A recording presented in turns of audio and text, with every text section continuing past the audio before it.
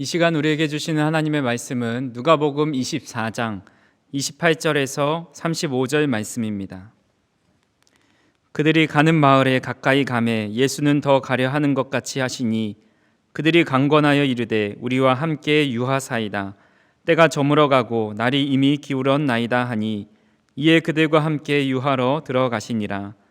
그들과 함께 음식 잡수실 때에 떡을 가지사 축사하시고 떼어 그들에게 주시니 그들의 눈이 밝아져 그인 줄 알아보더니 예수는 그들에게 보이지 아니하시는지라. 그들이 서로 말하되 길에서 우리에게 말씀하시고 우리에게 성경을 풀어주실 때에 우리 속에서 마음이 뜨겁지 아니하더냐 하고 곧 그때로 일어나 예루살렘에 돌아가 보니 11 제자 및 그들과 함께한 자들이 모여 있어 말하기를 주께서 과연 살아나시고 시몬에게 보이셨다 하는지라. 두 사람에게도 길에서 된 일과 예수께서 떡을 떼심으로 자기들에게 알려지신 것을 말하더라. 아멘. 2008년 미국의 예일대학교에서 심리학 실험을 했습니다. 심리실험 참가자들은 모임 장소로 들어갑니다. 조교는 한쪽 팔에 파일을 잔뜩 끼고 있고 한쪽 손으로는 뜨거운 커피를 들고 있습니다.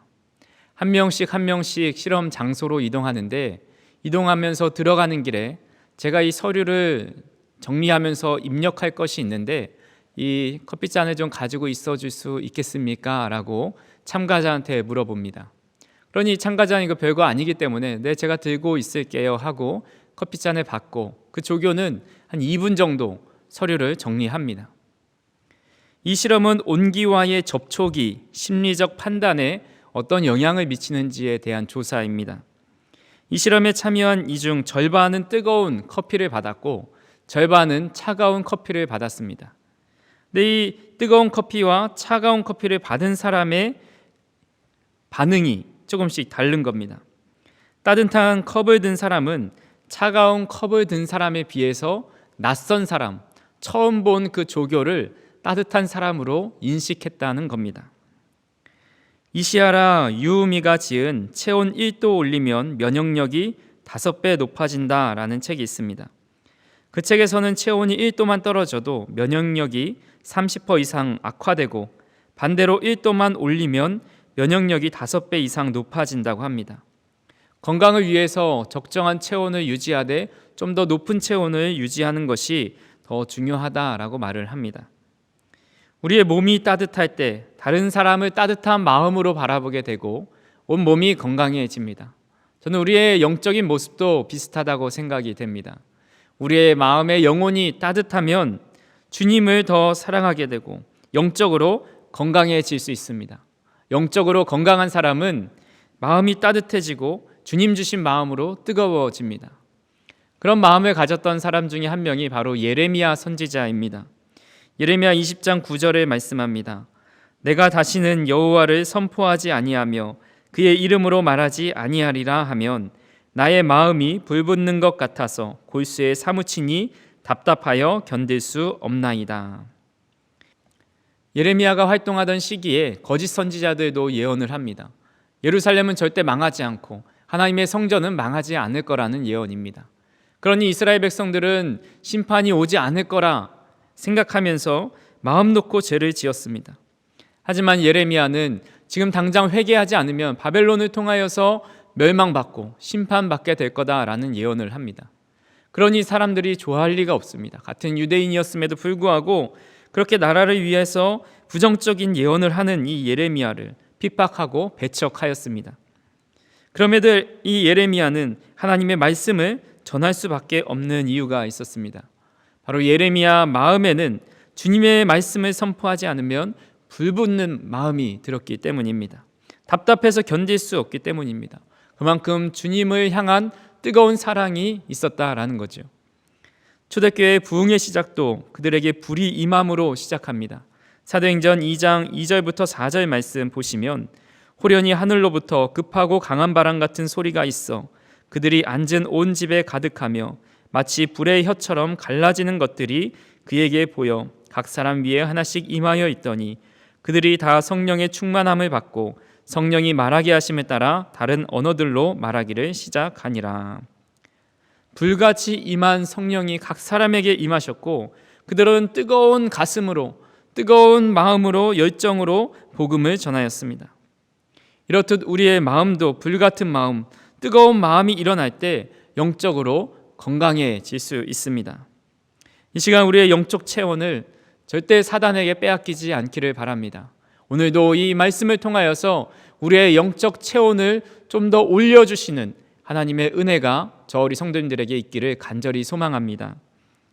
우리의 마음이 뜨거워지기 위해서는 첫 번째로 영적인 눈을 떠야 합니다. 누가복음 24장 13절에서 14절 말씀입니다. 그날에 그들 중 둘이 예루살렘에서 25리 되는 엠마오라 하는 마을로 가면서 이 모든 된 일을 서로 이야기하더라. 본문에 나온 그날이라는 것은 안식 후 첫날, 즉 예수님께서 부활하신 날입니다. 예수님께서 부활하신 날 예수님의 제자 2명이 예루살렘과 25리 떨어져 있는 약 11km 떨어져 있는 엠마오라 하는 마을로 갑니다. 이 2명의 제자는 예수님의 직계 제자인 사도는 아니었지만 열심히 예수님을 따랐던 제자 무리 중에 하나였습니다. 누가복음 24장 18절에 보시면 2명의 제자 중에 한 사람의 이름은 글로바다라고 기록하고 있습니다. 하지만 성경에서 글로바에 대한 다른 행적은 찾아볼 수가 없습니다. 또한 그들이 향하고 있었던 엠마오도 어느 마을인지 지리학적으로 정확히 알 수가 없습니다. 엠마오가 이들의 고향이었는지 아니면 어떤 목적을 가지고 그곳에 가는지 정확하게 알 수가 없습니다. 중요한 것은 예수님이 죽으신 이후에 제자들이 점점 흩어지고 있고 예루살렘을 빠져나가고 있다라는 겁니다. 그런 제자들에게 예수님이 찾아오십니다. 하지만 그들은 주님을 알아보지 못합니다. 그 이유에 대해서 15절에서 16절 말씀에 이렇게 기록하고 있습니다. 그들이 서로 이야기하며 문의할 때에 예수께서 가까이 이르러 그들과 동행하시나 그들의 눈이 가리어져서 그인 줄 알아보지 못하거늘. 엠마오로 내려가는 두 제자의 영적 상태를 향해서 눈이 가리어져 그인 줄 알아보지 못했다라고 언급하고 있습니다. 어떤 이는 예수님께서 다른 모양으로, 다른 형상으로 나오셨기 때문에 이 제자들이 예수님을 못 알아봤다라고 이야기하기도 합니다. 하지만 예수님의 몸이 다른 몸이라서 못 알아본 것이 아니라 제자들이 영적 상태에 이상이 있었다라는 것을 오늘 본문을 통해서 알 수 있습니다. 그들은 왜 영적인 눈이 가리어져서 예수님을 알아보지 못했을까요? 그 이유에 대해서 19절에서 21절을 읽어보겠습니다. 이르시되 무슨 일이냐 이르되 나사렛 예수의 일이니 그는 하나님과 모든 백성 앞에서 말과 일에 능하신 선지자이거늘 우리 대제사장들과 관리들이 사형 판결에 넘겨주어 십자가에 못 박았느니라. 우리는 이 사람이 이스라엘을 속량할 자라고 바랐노라. 이뿐 아니라 이 일이 일어난 지가 사흘째요. 19절에 말씀하기를 예수님을 하나님과 모든 백성 앞에서 말과 일에 능하신 선지자다라고 생각했습니다. 즉 능력 많으신 주님을 따라간 겁니다. 21절에 보면 이 사람이 이스라엘을 속량할 자로 여겼습니다. 로마로부터 해방시켜 줄 자로 여긴 겁니다. 하지만 대제사장과 관리들이 예수님을 십자가에 못 박았습니다. 제자들은 뜻하지 않은 예수님의 죽음으로 모든 것을 다 포기해 버린 겁니다. 그들은 자신들의 이해로 영적인 눈이 가려져서 예수님의 부활의 소식을 들었음에도 예수님이 찾아오셨음에도 보지 못하고 믿지 못했습니다. 본문 22절과 23절 말씀을 한번 보시겠습니다. 또한 우리 중에 어떤 여자들이 우리로 놀라게 하였으니 이는 그들이 새벽에 무덤에 갔다가 그의 시체는 보지 못하고 와서 그가 살아나셨다 하는 천사들의 나타남을 보았다 함이라. 본문에 나온 어떤 여자들은 누가복음 24장 1절에 나오는 예수님께 향품을 가지고 무덤에 찾아간 여인들입니다. 이들은 예수님의 무덤에서 예수님의 시신을 발견하지 못하고 빈무덤에서 천사를 만나 예수님의 부활 소식을 듣습니다. 그 소식을 듣고 기뻐하며 또한 두려워하며 제자들에게 가서 이 소식을 전합니다. 그때 제자들 뿐만 아니라 이 장소에는 엠마오로 가는 이 두 제자가 있었는데 그 소식을 듣고도 이 여자가 이상한 말을 한다라고 생각을 합니다. 베드로가 그 말을 듣고 빈무덤을 확인하러 간 것까지도 이들은 보았습니다. 그러나 그들은 예수님이 부활할 리 없다면서 예루살렘을 떠나 엠마오로 향해 가고 있습니다. 영적인 어두움 속에 살아가는 사람은 아무리 주님이 부활하셔서 곁에 있어도 주님을 보지 못합니다. 하나님의 뜻이 무엇인지 분별하지 못합니다. 이런 영적인 눈을 뜨지 못하는 자들을 향해서 주님께서 말씀하십니다. 25절 말씀입니다. 이르시되 미련하고 선지자들이 말한 모든 것을 마음에 더디 믿는 자들이요. 예수님은 제자들의 대화를 다 들으시고 탄식하며 말씀합니다. 미련하고 선지자들이 말한 모든 것을 마음에 더디 믿는 자들이요. 이들의 불신앙에 대한 강한 유감과 안타까움의 표현입니다.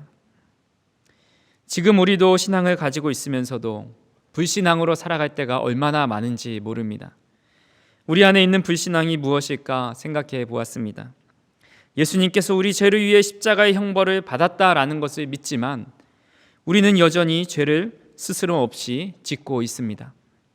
예수님께서 부활하신 것처럼 우리도 부활할 것을 믿지만 부활의 삶보다 이 땅의 삶이 전부인 듯이 살아갑니다. 이 땅의 부귀영화가 더 중요합니다.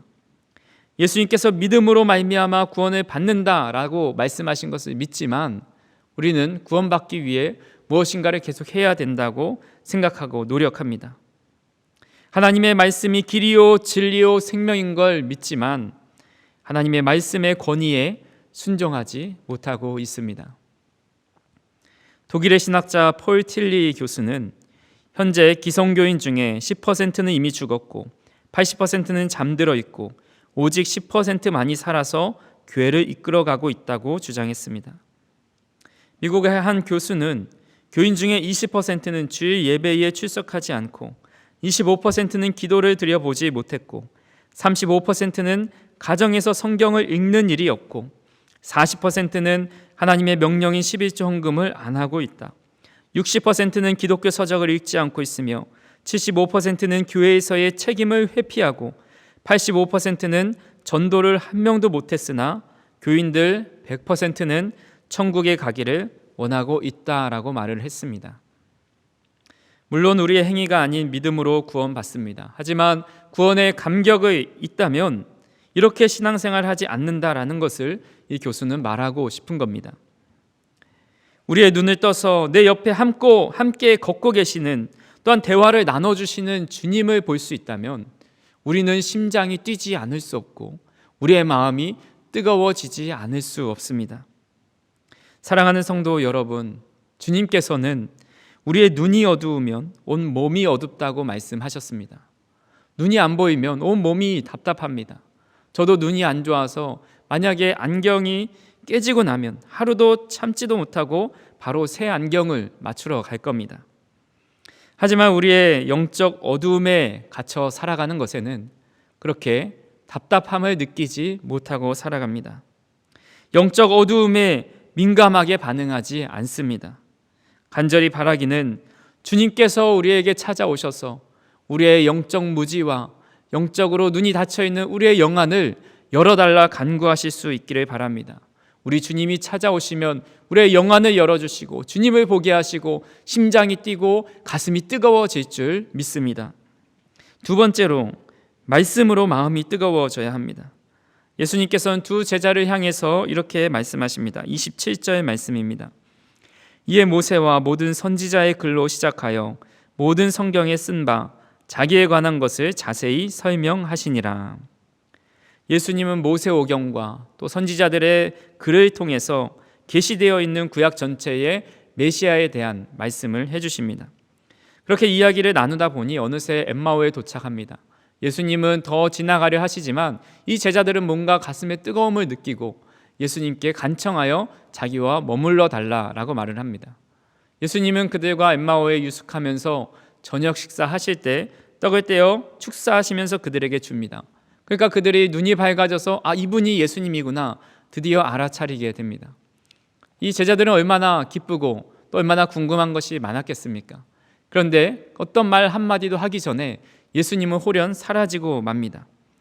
그들은 이 놀라운 현상을 이야기하며 이렇게 말합니다. 본문 32절 말씀입니다. 그들이 서로 말하되 길에서 우리에게 말씀하시고 우리에게 성경을 풀어주실 때에 우리 속에서 마음이 뜨겁지 아니하더냐 하고. 지금 제자들은 반나절 동안 상반된 반응을 보입니다. 예수님을 만나기 전에, 말씀을 듣기 전에는 슬픈 기색을 띠며 엠마오로 향해 가고 있었습니다. 하지만 예수님께서 자신에게 찾아오셔서 말씀을 해주시니 마음이 뜨거워졌습니다. 지금 눈앞에 예수님이 계신 것도 아닙니다.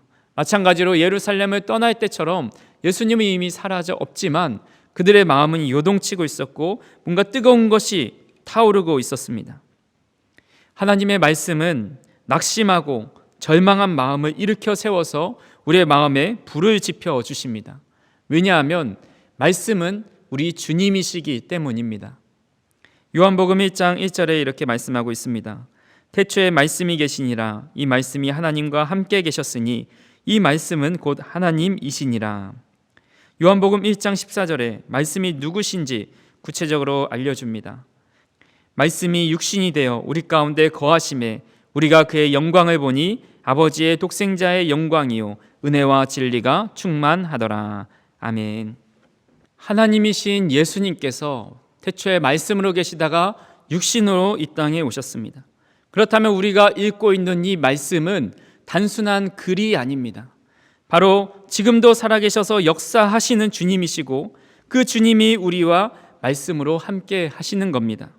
그렇게 이 말씀은 해석의 대상이 아니라 순종의 대상이고 복종의 대상입니다.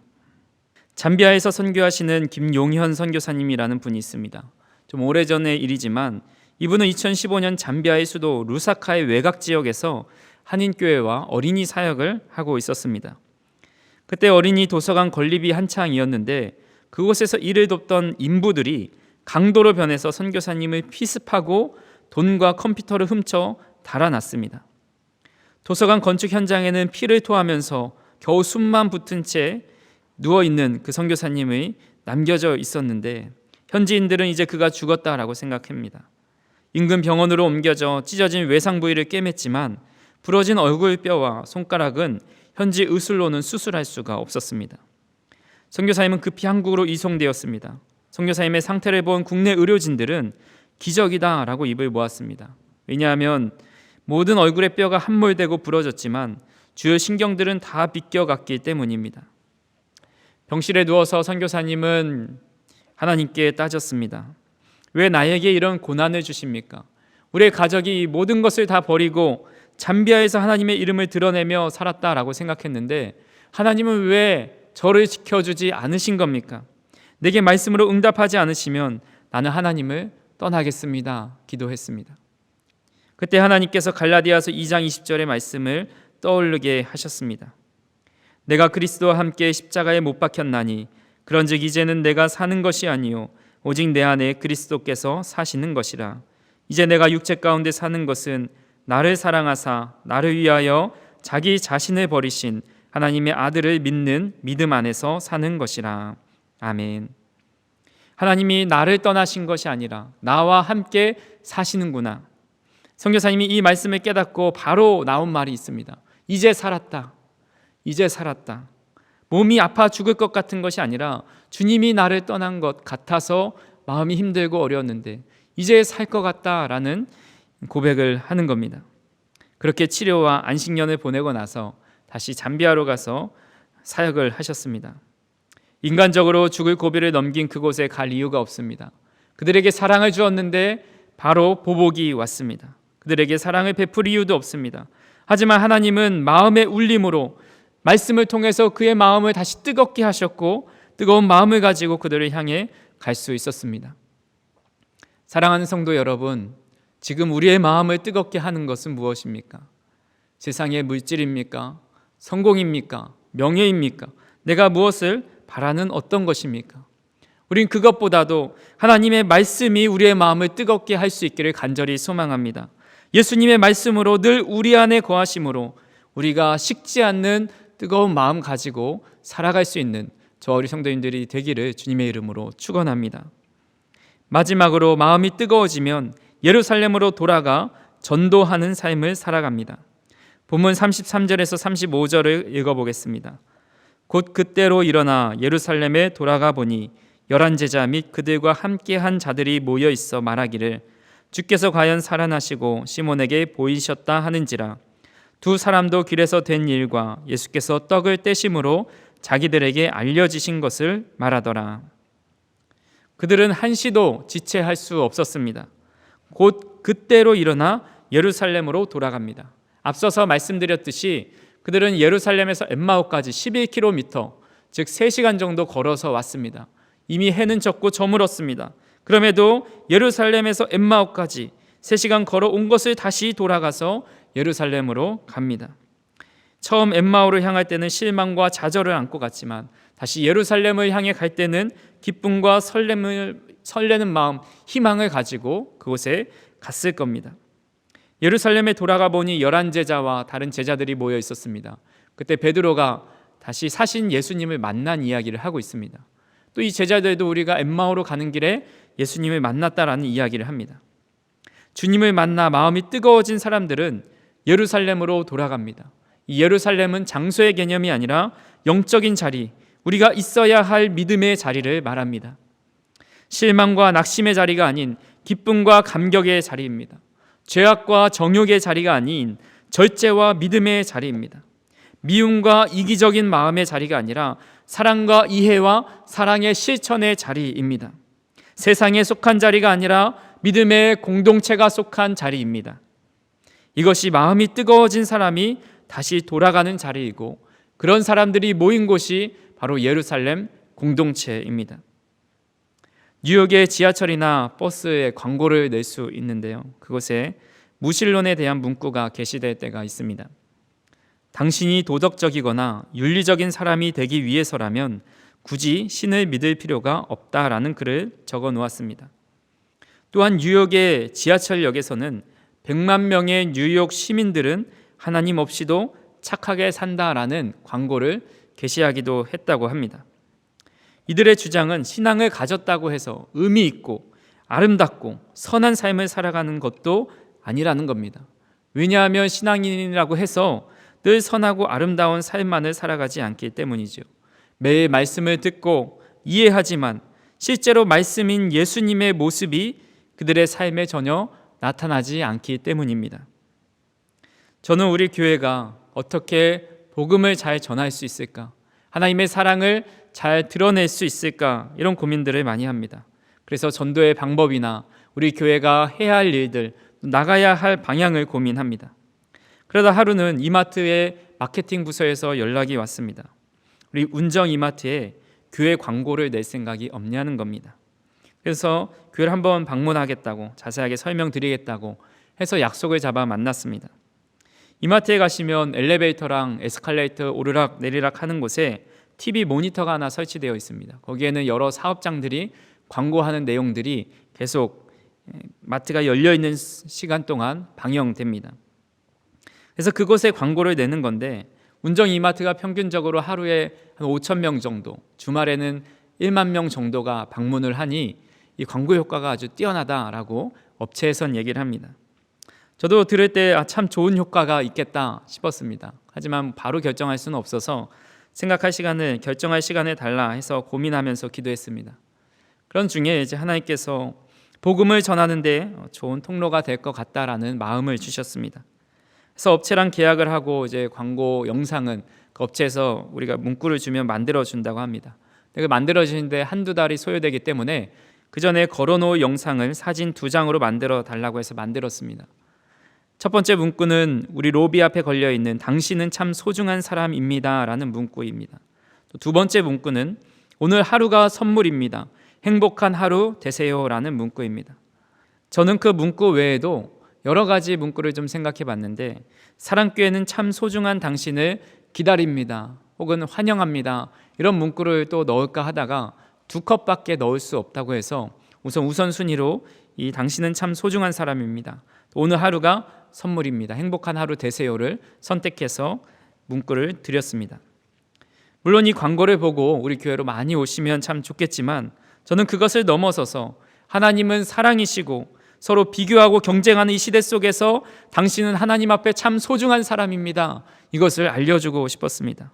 지치고 힘든 삶을 살아가지만 오늘 하루가 우리에게 선물이기에 행복한 하루가 되시라고 힘을 주는 메시지를 모든 사람들에게 전해주고 싶었습니다. 저는 이런 문구를 통해서 우리 교회가 세상과 조금 더 가까이 다가가서 주님의 사랑을 조금이나마 느끼게 하는 작은 통로가 될 거라 생각이 됩니다. 사랑하는 성도 여러분, 우리가 주님의 말씀으로, 주님을 봄으로 마음이 뜨거워졌다면 그 뜨거움을 전도하는 삶을 살아가야 합니다. 전도라는 단어는 여러 가지 의미를 가지고 있습니다. 기독교에서 가장 많이 쓰는 전도라는 뜻은 전할 전자에 길 도자입니다. 기독교의 교리를 세상에 널리 전하여 믿음을 갖도록 인도한다라는 의미입니다. 또 다른 뜻은 전할 전자에 인도할 도자가 있습니다. 이건 전기 전자 용어로 많이 쓰입니다. 열 또는 전기가 물체 속을 이동하는 일, 흔히 열전도, 전기전도라는 말입니다. 자신이 가지고 있는 열을 다른 전도체로 열 손실이 일어나면서 전해주는 겁니다. 저는 이 단어가 예수님께서 자신을 희생하시면서 자신의 사랑을 이 땅에 전해주시는 모습, 그 전도의 모습 같아 보였습니다. 우리가 읽진 않았지만 36절 이하를 보면 그들이 모여있는 그 자리에서 예수님이 다시 나타나십니다. 그리고 또 구약의 이야기들, 예언들을 말씀하시면서 그들을 깨닫게 하시고 그들의 마음을 뜨겁게 하십니다. 큰 기쁨으로 예루살렘에 돌아가 늘 성전에서 하나님을 찬송합니다. 믿는 자들끼리의 뜨거움의 전도가 일어난 겁니다. 그리고 성령님이 임하시고 그들은 세상에 나아가 복음을 전하는 전도자가 되었습니다. 그들의 모습을 통해서 예수님의 모습이 전해지고 예수님의 사랑이 전달되는, 주변에 복음이 전도되는 뜨거운 마음이 전도되었습니다. 우리도 우리가 있어야 할 믿음의 자리, 또한 공동체의 자리에서 주님의 사랑이 서로 전도될 수 있기를 바랍니다. 그리고 그 뜨거운 신앙의 마음을 가지고 우리의 일상의 삶에서, 우리의 세상에서 우리 주변 사람들에게 그 사랑을 전도하는 삶을 살아갈 수 있기를 주님의 이름으로 축원합니다. 말씀을 정리합니다. 사실 엠마오로 가는 이 두 제자는 성경에서 그렇게 큰 비중 인물이 아닙니다. 주님을 위해 어떤 일을 했다라는 기록도 없습니다. 그저 자신들의 바람을 가지고 예수님을 따르던 사람들입니다. 예수님의 부활 소식을 듣고도, 예수님이 찾아오셨음에도 예수님을 보지 못하고 믿지 못했던, 예루살렘을 떠나갔던 사람입니다. 이런 제자들의 모습이 바로 우리들의 모습입니다. 그러나 이런 연약한 제자들에게 주님은 찾아오셨습니다. 그리고 오늘 우리에게도 찾아오셨습니다. 우리와 함께 하시면서 닫힌 영의 눈을 뜨게 하시고 말씀으로 우리를 뜨겁게 하시고 그 뜨거움을 가지고 세상으로 보내주셨습니다. 다시 믿는 자리로 돌아와서 주님의 사랑을 전도하는 삶을 살게 하셨습니다. 그 따뜻함을 전도받은 사람은 믿음의 사람들을, 혹은 우리 교회를, 혹은 우리 주님을 따뜻한 사람으로, 따뜻하고 사랑 많은 하나님으로 바라보게 될 것입니다. 우리가 그들에게 따뜻한 사랑을 전해주어서 그들도 따뜻한 마음과 따뜻한 몸을 가지고 우리를 따뜻한 시선으로 바라보게 될 것입니다. 그렇게 한 주도 우리가 뜨거운 마음으로 주님의 사랑을 전도할 수 있는 저 우리 성도님들이 되시기를 주님의 이름으로 축원합니다. 사랑과 은혜가 풍성하신 하나님, 우리의 마음은 식어지고 믿음의 길과 점점 멀어질 수밖에 없는 나약한 존재이지만 그런 저희에게 찾아와 주셔서 영안을 열어 주님을 보게 하시고 말씀으로 마음을 뜨겁게 하시고 그 사랑을 전도하는 자로 살도록 도전하시니 감사합니다. 이 불이 꺼지지 않도록 늘 우리와 함께하여 주시옵소서. 예수님의 이름으로 기도하옵나이다. 아멘.